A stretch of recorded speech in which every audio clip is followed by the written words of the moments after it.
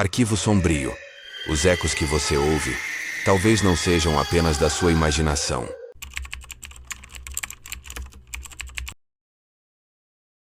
Bem-vindos ao Arquivo Sombrio, o canal onde as histórias mais perturbadoras ganham vida através da escuridão. Eu sou seu narrador, e hoje trago para vocês um relato que aconteceu em uma pequena cidade histórica do interior do Paraná. Os eventos que estão prestes a conhecer foram cuidadosamente documentados, mas as autoridades locais preferiram manter silêncio. Alguns segredos, afinal, são pesados demais para serem revelados. Você consegue imaginar o que é descobrir que sua própria morte aconteceu há décadas, mas você só percebe isso no momento em que tenta sair do quarto? Em 2023, 17 pessoas relataram experiências inexplicáveis no mesmo quarto do Hotel Colonial de Antonina, no litoral paranaense. As autoridades tentaram abafar o caso, mas os registros permaneceram. Esta narrativa contém elementos perturbadores baseados em depoimentos reais que talvez você deseje nunca ter conhecido. O Hotel Colonial de Antonina sempre foi um marco na cidade histórica. Construído em 1875 por um comerciante português, o edifício de 3 andares preserva até hoje sua arquitetura colonial, com corredores extensos, pé direito alto e janelas que parecem observar cada movimento dos hóspedes. A madeira range a cada passo e o ar sempre carrega um aroma peculiar, uma mistura de móveis antigos, velas de cera e algo mais, algo que ninguém consegue identificar. Era uma terça-feira chuvosa de abril de 2023, quando Rafael Mendes, jogador titular do Corinthians, chegou ao hotel. Aos 28 anos, Rafael estava no auge da carreira, mas a pressão dos jogos e da mídia o havia deixado exausto. Ele precisava de alguns dias de descanso absoluto antes do próximo compromisso pela Libertadores. O recepcionista era um homem magro de cerca de 50 anos, com cabelos grisalhos e olhos profundamente cansados. Suas mãos tremiam ligeiramente enquanto folheava as páginas amareladas do livro de registros. Boa noite, Sr. Mendes. É uma honra recebê-lo em nosso hotel. Preciso de um quarto bem silencioso, por favor. Estou exausto e preciso descansar para os treinos da semana que vem. Senhor, temos 3 quartos disponíveis no 3º andar. 303, 304 e 305. Pode escolher qualquer um. Rafael sorriu pela primeira vez naquele dia. Meu número da sorte sempre foi o 4. Desde criança, você sabe? Vou querer o 304. Foi então que algo estranho aconteceu. O recepcionista parou completamente de se mover, como se tivesse ouvido algo que não deveria. Seus olhos se fixaram no rosto de Rafael por um momento que pareceu durar uma eternidade. Se me permite, senhor, eu recomendaria o 305 ou o 303. São quartos mais confortáveis. O porquê? O que tem no 304? Algum problema? Não, senhor. Nada disso. O recepcionista mandou levar a bagagem de Rafael para o quarto 304. Quando ele entrou, ficou impressionado com a decoração luxuosa. Móveis de madeira nobre, uma cama king size com dossel, tapetes persas e uma vista privilegiada para a Baía de Antonina. O quarto realmente era magnífico. Mas então Rafael percebeu algo peculiar. A porta do quarto estava ligeiramente aberta, mesmo depois de ele ter certeza de que a havia fechado completamente. Ele a fechou novamente, trancando-a com a chave. Minutos depois, quando saiu do banheiro, a porta estava entreaberta novamente. Durante a noite, Rafael dormiu profundamente pela primeira vez em semanas. Até que às 3h15 da manhã, seu telefone celular começou a tocar com um volume ensurdecedor. Ele acordou assustado, o coração disparando. Alô? Quem é? Que drogas, acordei assustado. Por isso que pedi silêncio. Não havia ninguém na linha. Apenas aquele chiado característico de ligações antigas, como se alguém estivesse discando de um telefone público dos anos 80. Rafael tentou voltar a dormir, mas começou a ouvir o som de água corrente vindo do banheiro. Um gotejamento constante, ritmado, que parecia ecoar pelas paredes do quarto. Ele se levantou irritado e foi verificar. O banheiro estava completamente seco. As torneiras fechadas, o chuveiro desligado. Não havia sequer uma gota d'água em lugar algum. Ele voltou para a cama, mas o som continuava. Agora parecia mais intenso. como se alguém tivesse aberto todas as torneiras do hotel simultaneamente. Rafael decidiu verificar novamente, desta vez com mais atenção. Foi a última lembrança consciente que ele teve daquela noite. Na manhã seguinte, o corpo de Rafael foi encontrado desacordado no terraço do hotel, no quarto andar, usando apenas as roupas íntimas. Ele estava vivo, mas em estado de choque profundo. Suas mãos estavam arranhadas, como se tivesse tentado se agarrar a algo desesperadamente. O gerente do hotel foi chamado imediatamente. Era um homem nervoso que claramente não estava preparado para lidar com uma situação envolvendo uma figura pública. Isso é sério. Ele é uma personalidade conhecida. Pode manchar nossa reputação permanentemente. Senhor, ninguém o viu subir ao terraço. As câmeras de segurança também não registraram nada. O importante é que ele está vivo. Em que quarto ele estava hospedado?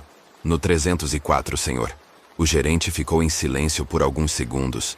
Um silêncio pesado que parecia carregar décadas de segredos não revelados. Outra vez essa história. Já falei que não acredito em superstições. Mas, senhor, muitos hóspedes já passaram por experiências estranhas nesse quarto ao longo dos anos. Talvez devêssemos considerar. Fechem esse quarto imediatamente. Coloquem um aviso de interditado na porta. Mais tarde, o proprietário do hotel visitou Rafael no Hospital Regional de Antonina. O médico responsável foi claro em seu diagnóstico. Ele está vivo, mas em estado de choque severo. Não consegue falar, não responde a estímulos externos. Vai demorar semanas, talvez meses, para se recuperar completamente. É como se tivesse presenciado algo que sua mente se recusa a processar. O que você faria se acordasse em um terraço sem saber como chegou lá, com a sensação de que algo terrível havia acontecido, mas sem conseguir se lembrar de absolutamente nada? 2 semanas depois do incidente com Rafael, um jornalista investigativo chamado Bruno Cardoso chegou ao Hotel Colonial. Bruno trabalhava para um portal de notícias especializado em casos paranormais e havia ouvido rumores sobre o que aconteceu com o jogador. Ele queria descobrir a verdade por trás da história. Bruno conseguiu o quarto 305, bem em frente ao 304. Durante o check-in, ele notou que havia uma placa discreta de quarto temporariamente indisponível na porta do quarto em questão. Na primeira noite, Bruno trabalhou até tarde em seu laptop, organizando as informações que havia coletado sobre o hotel. Segundo seus registros, o Hotel Colonial havia sido palco de pelo menos 15 incidentes estranhos ao longo dos últimos 40 anos, todos relacionados especificamente ao quarto 304. Era quase meia-noite quando ele ouviu os primeiros gritos. "Me solta! Não me mata! Eu não vou fazer isso de novo!" A voz era feminina, desesperada, e vinha claramente do quarto 304. Bruno se aproximou da porta de seu quarto e ficou escutando. Os gritos continuavam, acompanhados de ruídos de luta, como se alguém estivesse sendo arrastado contra a própria vontade. Ele saiu para o corredor e se dirigiu à porta do 304. Através da fresta inferior, ele podia ver luzes piscando no interior do quarto, como se alguém estivesse acendendo e apagando as lâmpadas rapidamente. Também havia um ruído estranho, como trovões distantes, mas vindos de dentro do quarto. Bruno tentou abrir a porta, mas estava trancada. Ele bateu levemente. "Há alguém aí? Precisa de ajuda?" Imediatamente, os ruídos cessaram. O corredor ficou em silêncio absoluto. Então, para sua surpresa, a porta do 304 se abriu sozinha. Muito lentamente, como se alguém estivesse a empurrando de dentro. O quarto estava completamente escuro, mas ele podia ouvir sons assustadores vindo do interior. Gemidos baixos, sussurros ininteligíveis e o que parecia ser o arrastar de correntes pelo chão. Bruno recuou instintivamente e correu para seu quarto, trancando a porta imediatamente. Seu coração batia tão forte que ele podia sentir as pulsações no pescoço. Alguns minutos depois, alguém bateu em sua porta. Ele olhou pelo olho mágico e viu um funcionário do hotel com uma bandeja de serviço de quarto. "Serviço de quarto, senhor Cardoso. Eu não pedi nada. Cortesia da gerência, senhor. Lanche da madrugada." Bruno abriu a porta hesitantemente. O funcionário era um homem jovem, com uniforme impecável e sorriso cordial. Ele entregou a bandeja e se retirou normalmente. Quando Bruno olhou novamente para o corredor, o quarto 304 estava fechado e o corredor estava em silêncio total. Ele perguntou ao funcionário: "Desculpe, você ouviu algum barulho vindo do quarto 304? 304, senhor. Esse quarto está lacrado há semanas. Não há ninguém hospedado lá." Bruno ficou confuso. Ele havia visto e ouvido tudo claramente. Não podia ter sido sua imaginação. Na manhã seguinte, ele decidiu investigar mais profundamente.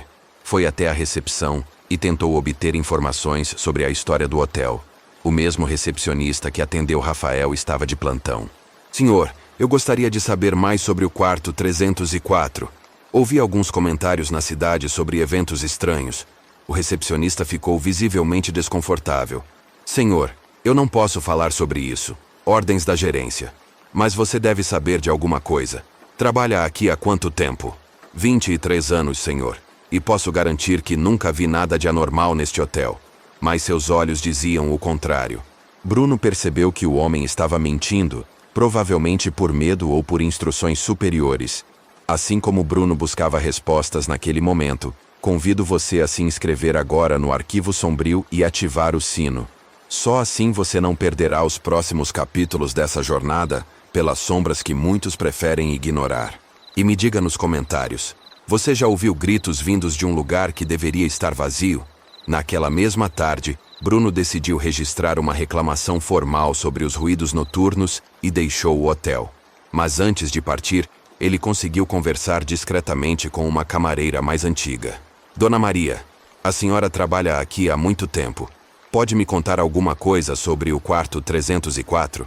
A mulher, de cerca de 60 anos, olhou para os lados nervosamente antes de responder. "Menino, esse quarto é amaldiçoado. Já vi muita coisa estranha acontecer lá.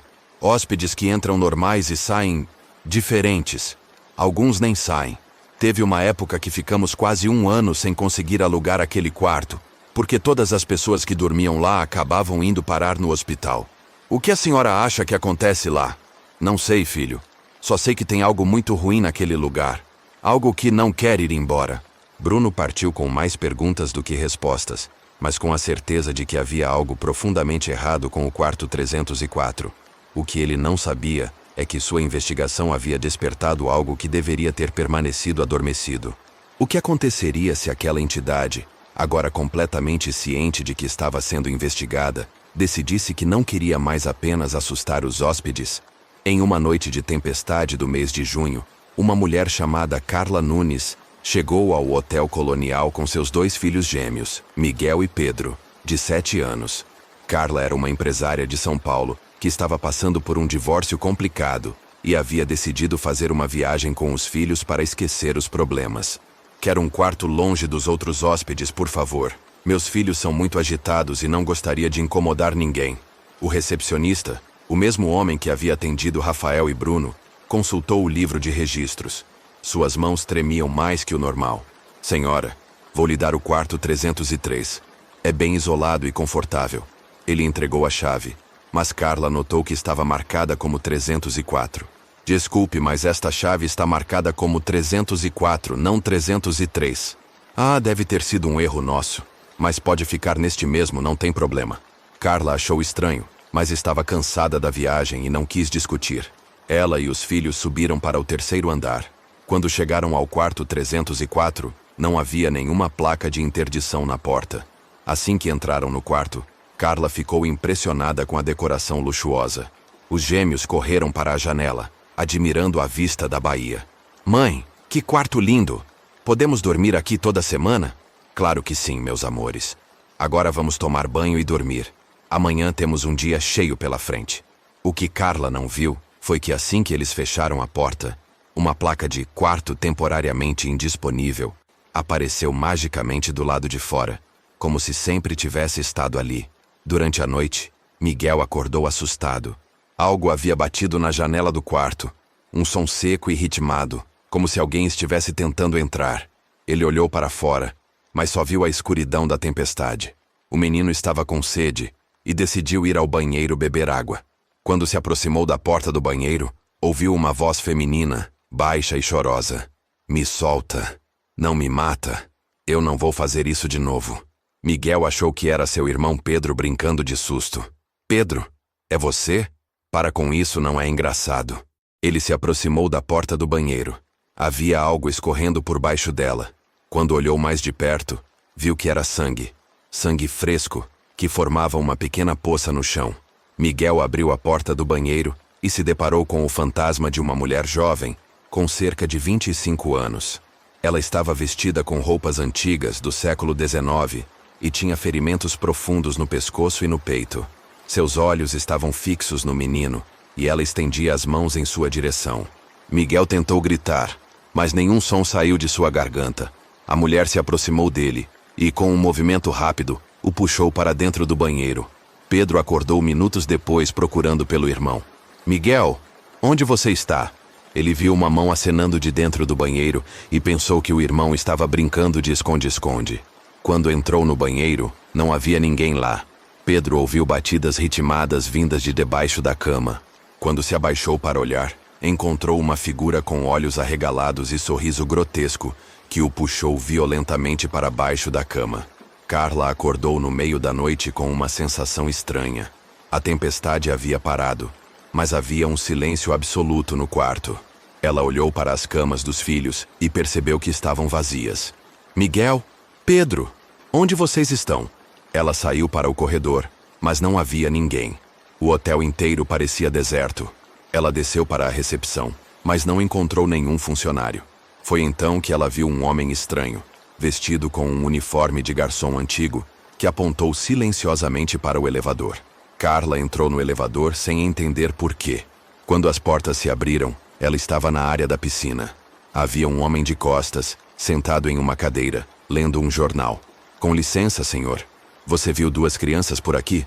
Quando o homem virou o rosto, estava completamente coberto de sangue. Seus olhos haviam sido arrancados, e ele sorria com uma expressão grotesca. Carla correu desesperada de volta ao elevador. Quando chegou à recepção, notou que o calendário na parede marcava o ano de 1980. O que está acontecendo? Eu voltei no tempo? Ela seguiu o som de gemidos e gritos vindos de um dos quartos do primeiro andar. Quando se aproximou, viu sangue escorrendo por baixo da porta. Socorro! Alguém me tire daqui! Carla abriu a porta e encontrou dois garçons decapitados, ainda se movimentando e tentando servi-la. Ela correu para o elevador, mas os garçons a seguiram. Quando as portas do elevador começaram a se fechar, a mão de um deles ficou presa e foi decepada. No andar seguinte, Carla encontrou uma jovem mulher prestes a pular de uma janela. Não! Espere! Estou procurando meus filhos! A mulher pulou, mas quando Carla olhou para baixo, não havia nenhum corpo no chão. Está me procurando? Carla se virou e se deparou com o fantasma da mulher, que atravessou seu corpo como uma corrente elétrica. Ela acordou no quarto, ofegante. Viu Miguel e Pedro ao longe, mas quando tentou se aproximar, eles desapareceram como fumaça. Foi então que ela ouviu novamente. Me solta, não me mata.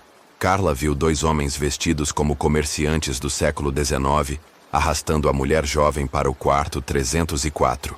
Ela o seguiu e espiou pela porta entreaberta. A cena que presenciou foi brutal. A mulher estava sendo acusada de roubar dinheiro do hotel.